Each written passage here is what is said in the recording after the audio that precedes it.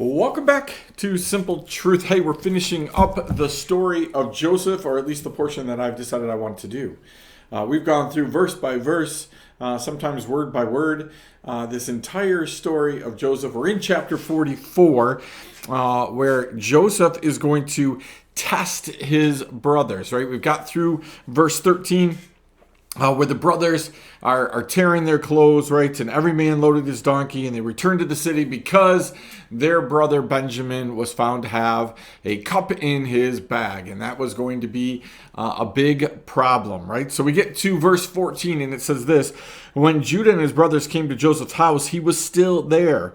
They fell before him to the ground. Again, we keep looking back and forth here, right? We get the vision, the dream that Joseph was given, where his brothers were going to bow down to him, right? And they didn't like that vision. Their father questioned the vision. How is this ever going to happen?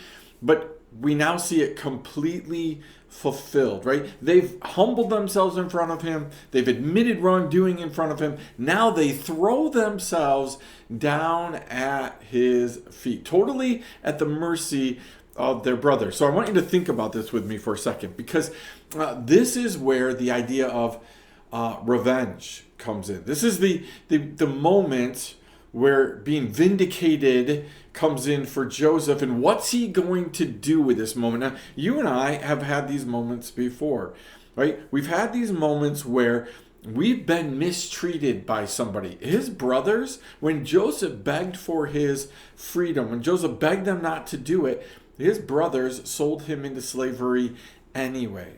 Hardened, cold, mad, angry, whatever you want to call it, they did it to him. And now, years later, many years later, slavery, prisonhood, and a bunch of other things later, Joseph is at the point where he can do anything with these men. Right? There's nobody going to question him about it being a setup. There's nobody going to question him that they would deserve to die. First of all, these are shepherds. They're herders in nature. The Egyptians didn't even like them. Right? They were unclean, dirty people, and they weren't to associate with them. Right? So we look at this and say, what's Joseph going to do with this whole thing? Well, it's the same question for you and I. What are you going to do when that person who sold you into slavery, right?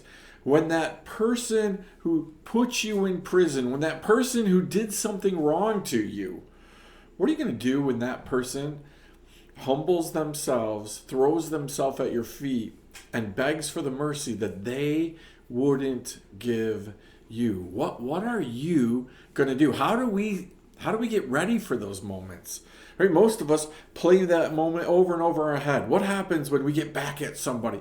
What happens when somebody gets what they deserve, right? We're good Christian people, and we know that we're not supposed to do that.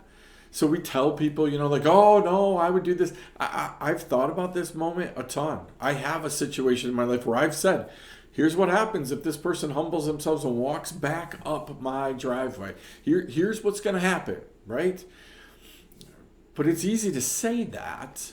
It's easy to say that when you don't think it's going to happen. It's easy to say that when you think the chances of that happening are slim. But what happens when you have an opportunity to put the proclamation of dead on a situation from your past? What happens when you have the opportunity to put to rest something from your past? Let go of something from your past. We have a problem with that because most of us know that we're supposed to have already done that. We're supposed to have already worked through our forgiveness, and it's just a moot point, and we just give it to somebody. But you and I both know that's not how this works in reality. In reality, when we get that phone call, when we get that text message, when we get that visit, when we get that email, when we get that message, when we get something from somebody that we had already thought, like, this is long gone, it brings back up things. So imagine Joseph in this moment, right? What in the world is he going to do? How is he going to handle this? Especially knowing all that he's been through. He has his brothers dead to right here. He can make them pay. At this point, wouldn't some of us reveal who we are and make them even quake more? Wouldn't we reveal who we are and make them really, really, really be frightened? Really shake in their boots? Like, wouldn't that be what we do? Now, we know that, again, the right Christian thing is to say, no, we would never do that. But the truth is, lots of people do this. And lots of people have these opportunities to be Christ-like. We put this in perspective of what Christ did to us. And we say, there's a time when Christ could have done that to us. Do you know that when Jesus Christ was hanging on the cross, and he is just about ready to die, do you know that he could have called 10,000 angels to get him off the cross and to take care of everyone? Do you know that he could have, in one word, wiped out everything that had been created? Do you know he could have undone? He could have gotten back. He could have done whatever he wanted. But he stayed on the cross and he took it for you and I.